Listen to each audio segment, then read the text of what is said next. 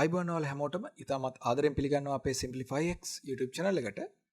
අපි මේ Simplify X YouTube channel එක හරහා කරන්න උත්සාහ කරන්නේ Microsoft Excel, Word, PowerPoint, AutoCAD වගේ ඔයාලගේ office එකේදී එහෙම නැත්නම් job එක කරන තැන නිතරම භාවිතා කරන softwares ගැන ඉතාමත් ඉහළ ජාත්‍යන්තර ප්‍රමිතීන්ට අනුකූලව විස්තරාත්මක සහ විධිමත් tutorials ඔයාලා වෙත අරන් එන එක.